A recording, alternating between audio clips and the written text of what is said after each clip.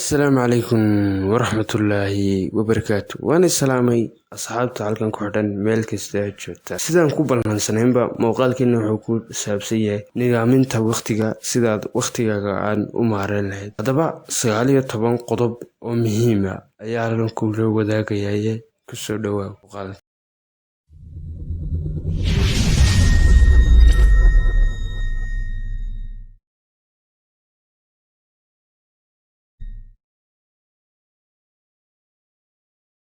maalinteenu waxay ka kooban tahay 84 oo ilbiriqsi. Su'aashu waxay tahay maxay dadka qaarkood waqtigaas iyagoo haysta aanay uga faa'iideysan, halka dadka kalena iyagoo waqtiga inta leeg haysta ay uga faa'iideystaan oo shaqooyin yaryar ay uga qabsadaan waqtigoodaas ay u maareeyaan. Ujeedada looga dan leeyahay nidaaminta waqtigu waxay tahay inaad waqtigaaga aad haysatay ee maalintii ama habeenkiiba ama usbuuciiba u adeegsato fulinta qorshahaaga shaqo ee ku yaala maalintaas ama waxbarasho casharaad qaybis. Xasuusnow, waajibka ku saaran ayaa had iyo jeer ka weyn badan waqtiga aad haysato. Waajib aad iska saarid waqtiga aad dareento waqtigu waajib ku saaran yahay ka weyn yahay waajibka waqtiga.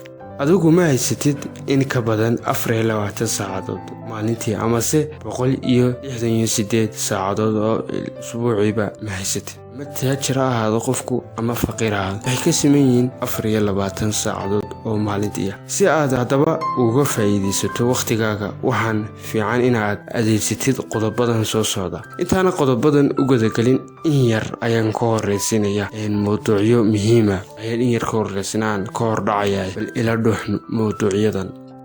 xasan albasri allahu naxariisto wuxuu yiri anigu waxaan soo gaaray qolooyin waqtigoodu uu kala qaalisan yahay dirham iyo dinaarba uu kala qaalisan yahay ayaa soo maray buu yiri xasan albasri. daqiiqad kasta oo noloshaada ka mid ah waxaad awoodaa inaad ilaahay caabudo oo aad tasbiixsato, u shukrido, ama se aad dadka muslimiinta ah u gargaarto, ama se aad khayrka farto oo aad munkarka diido, ama se aad khayr barto. haddaba bal ka waran daqiiqadaas intee ayay qiimo ku leedahay inta samaysid. waxaa jira qaacido muhiim ah oo ina lagu baraarugo taas oo odhanaysa dadka liita ama se hooseeya waqtiga wax qiimo ah lama laha. dadka liita dadka dhexdooda iyo nolosha dhammaanteedba wax qiimo ah ma soo kordhiso.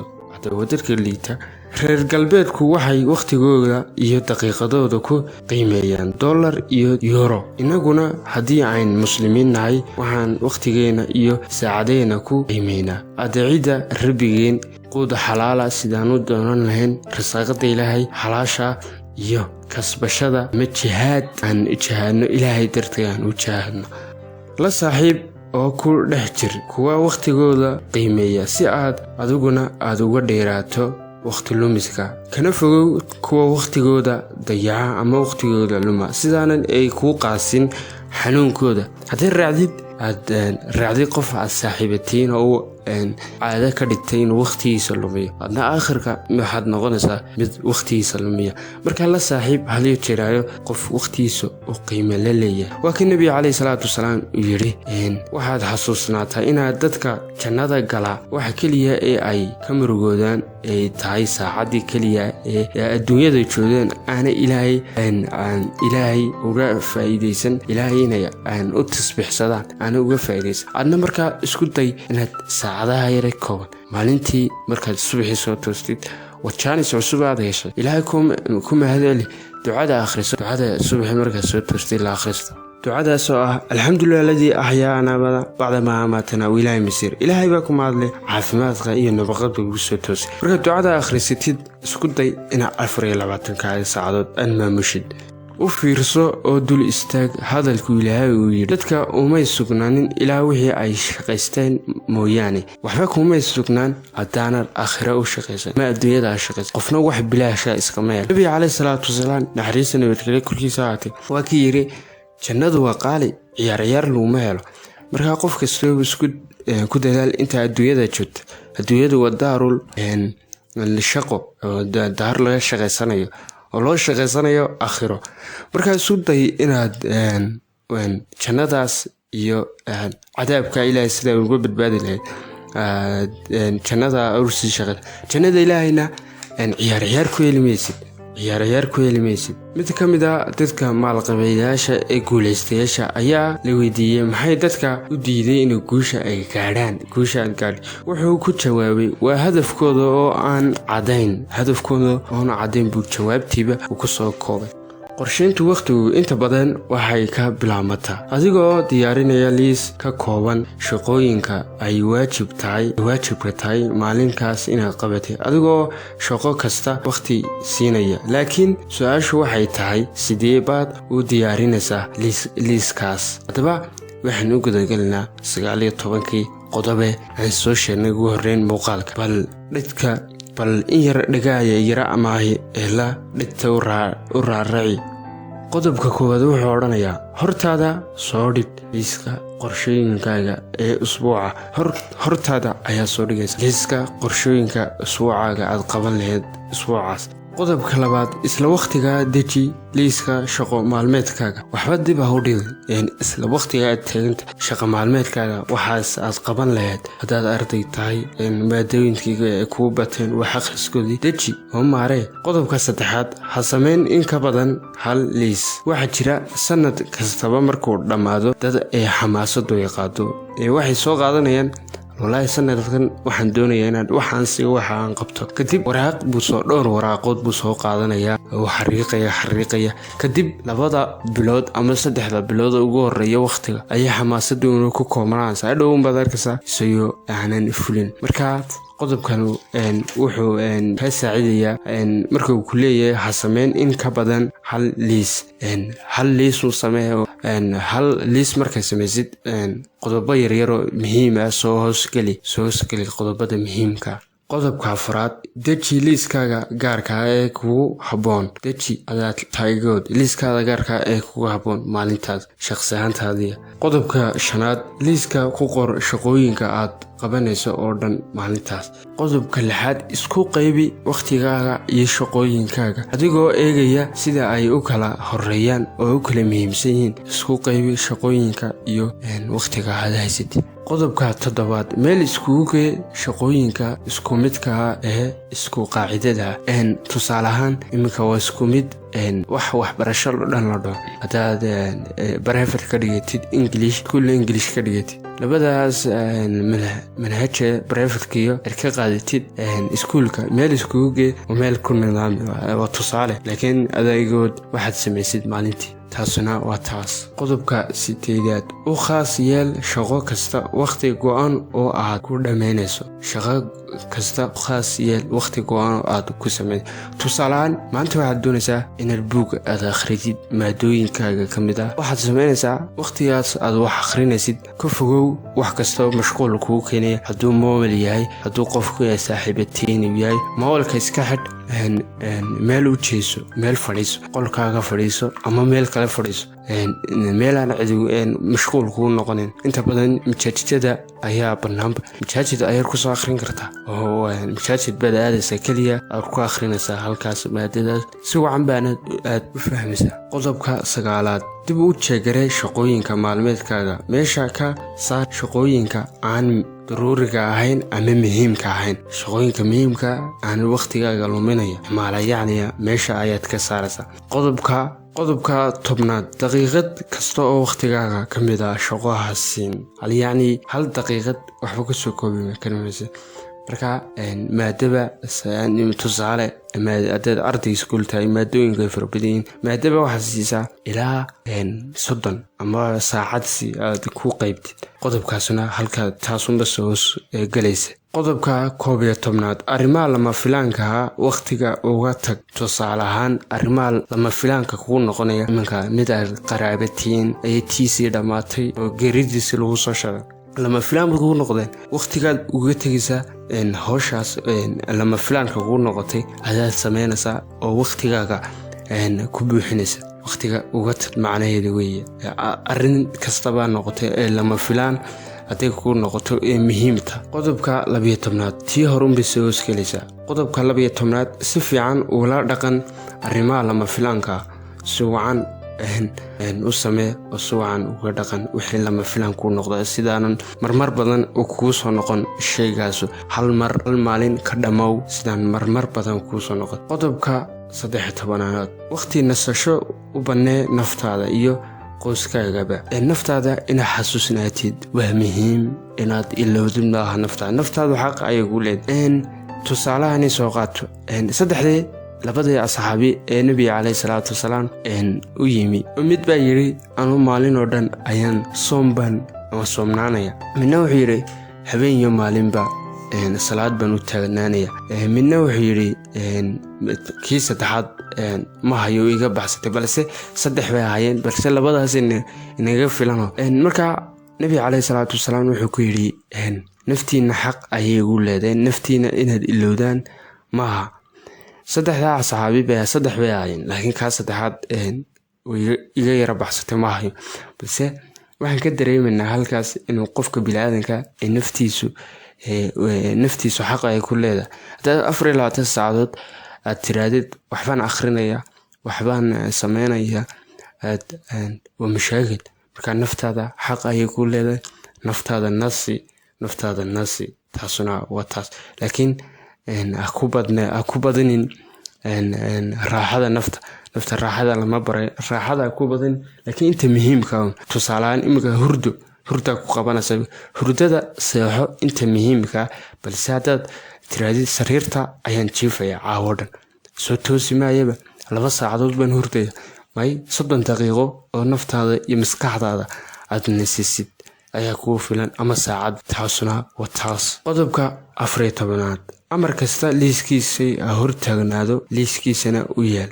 ha isku dhex qasin jadwalka aad samaysay waxyaalaha soo qoraya ku dhex qasin yani inay isku ka dhexsay qasin bay taasuna tahay. qodobka 15aad ku dhaqan liiska oo fuli maalintaas liiskaas aad liisaska soo samaysay fuli oo ku dhaqan inay ka noqonin 2 cisho ugu horeeya xamaasad bay iskaga kacda inay ka noqonin laakiin liiskaas sida muhiimka ugu dhaqan ana burburin dabadana ka ridi. qodobka 16aad weeye arrin muhiim ah oo degdeg ah inaad loo qabto u baahan. arrimaha waxaad siinaysaa mudnaanta koowaad. arrinka muhiimka ee doonaya in si degdeg loo qabto mudnaanta koowaad ayaad siinaysaa. tusaalahan imika si degdeg ayaad doonaysaa inaad 7 buura iskuulka aad u aadid muhiim soomaha muhiimadaad siinaysaa xilli hore aad aadaysa iskuulka waqtiga looga baana. taas waa tusaale laakiin adiga iga og markasta arrimaha ku muhiimka. qodobka 17aad arrimaha aan muhiimka ahayn laakiin u baahan in si degdeg loo qabto. arrimahan laakiin muhiim ahayn tusaale ahaan waxaan oran karnaa arrimahan muhiimka ahayn cashar buu macallinku ku diray leelis ku yiri waxaan ka rabaa ama imtixaankan iga qaadaya bishaas kadib muhiim maaha imika looma baahna balse waxa la doonaya si degdeg ah in loo qabto oo loo fuliyo. taasuna waa taas arrimahaas in la wadaado waa muhiim. qodobka 18aad arrimaha aan muhiimka ahayn qabashadooduna degdeg loogu baahan yahay. arrimahaas inta badan waxay qaataan darajada D waxayna fiican inaad cid kale aad u xil saarato arrinkaas muhiimka qabashadooduna degdeg loogu baahan yahay. weenad qof aad hadday shaqo tahay qof kale aad u xil saartaa oo meel ka wada shaqaysan hadday tahay adii iskaa ku saabsan tahay aduu waqti geli oo waqti ku bixi. qodobka 19aad ee ugu dambeeya arrimaha aan muhiimka ahayn aan haddana degdeg loogu baahnayn. arrimahaas waxay waajib ah inaad cid kale aad u xil saar. arrimaha aan muhiimka ahayn haddana degdeg sidaan soo sheegay ama qof aan meel ka wada shaqaysan ama hadii markasta adiga kugu saabsan tahay shakhsi ahaanta qof kale adunba fulin kara. haddaba qodobadii 19 qodob halkaas ayaan kaga eekaana balse balaahan gudagallo 2 qodob ee ugu dambeeya ee muhiimka waxaan inaad baratid. marnaba maskaxdaadu yeena ka baahin marka aad shaqo bilowdo si kaamil ah u dhameystir. haddii aad aragto maskaxdaada oo ku jeedinaysa iyo naftaada xasuusi in shaygan aad qabanaysid muhiim yahay. shaqadan aad qabanaysid gacantaad ku haysid inay muhiim tahay xasuusi naftaada iyo maskaxdaadaba haddaad dareentid adoo ka yaraa caajisay. Waxaana ku dadaashaa inaad ka adkaato caajisnimadu dad badan ayay la hadho oo waxba ka baran kari wey, balse aduu inaad ka adkaatid waa muhiim.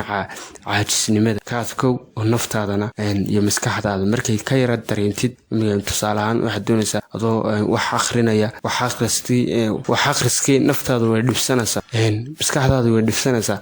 ka adkow ku qasab taasuna waa taas oo isla fahnaan filaya. qodobkeena ugu dambeeya, baro kelmadda maya la dhaho. maya kelmaddaas inaad baratid waa muhiim. ruux kasta oo doonaya inuu waqtigaaga kaa lumiyo ku dheh maya. ka fiirso intaana aanad odhan haye, hana odhan inaad tiraahdo haye, oo aanad jadwalka shaqadaada aanad gelin arrimo aanan muhiim ahayn.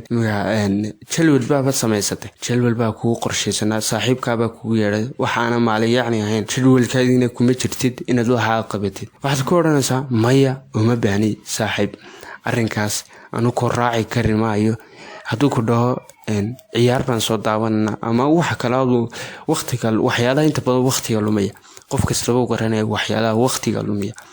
waxba tilmaami maayo. muuqaal horaan kaga hadlay oo muuqaalkiisi ka horeeya qiimaha waqtigu leeyahy. marka waxyaalaha waqtiga lumiya qof kastaba u garanaya. marka inaad ka fogaatid waa muhiim. waxyaalaha waqtiga lumiya aana ku tiraadid maya, kula samayn kari maayo saaxiib, anuu waxaas aad ila doonaysid. marka intaa ku tiraadin hana ka baqin dadkaas aad amaya ku leedahay inay sharaftooda aad wax yeelayso. may aragtidaada weeye wixii, maadaama aad doonayn aan armu ila yaaba hebel markaan ku dhaho ku raaci maayo. qaar dadka waxaa jira iyadoona waxaas ka raali ahayn haddana u sameeya walaahi raaligelin. biniaadanka raaligelin kari maysa. markaas waxaad ka baqin inuu qofkaas uu kuu cadhoodo, inuu afka kuu buuro. dantaada iyo maslaxadaada waxay ku farayso ka tad wixii waqtigaaga luminaya. dadkii aad maya ku lahayd muddo kadib waxaad arki iyagoo shaqadaada la dhacsan. ugu dambeyn adiga ayaa ah kii ka faa'iidaystay kelmadda maya. kii ka faa'iidaystay ayuunbaad noqonaysaa. iyadaa shaqadaaga la dhacaya, sidaad wax u qabanaysid, sidaadaad wax u maareynaysid. haddaba muuqaalkeenano intaasu ku eegaya. inta muuqaalka xigaan isugu imanno intaanan kaa tegin daawade, waxaan ku baraarujinayaa haddaad channelka ku cusubtahay subscribe ayaad saaraysa. haddii hore noola joogtayna muuqaalka like baad saaraysa, sida dhalinyaro badan uga faa'iideen muuqaalka sidaad aad uga faa'iidid. wixii fikirkaada aana commentida ayaad nagu reebaysaa. muuqaalkanu siduu dad badan u gaadho like baad saaraysaa. haddaan muuqaalkan ka horeeyay waqtigaasna ka hadlayay ahmiyadda waqtigu leeyahay, waxaan kuu dhigayaa muuqaalkii ka horeeyay weeye, halka hoosead ka helaysaa channelka markaa guda gashid. markaas waxaan ku leeyahay inta muuqaalka xigaan isugu imanno waxaan iga tegayaa ammaano allah. والسلام عليكم ورحمة الله وبركاته.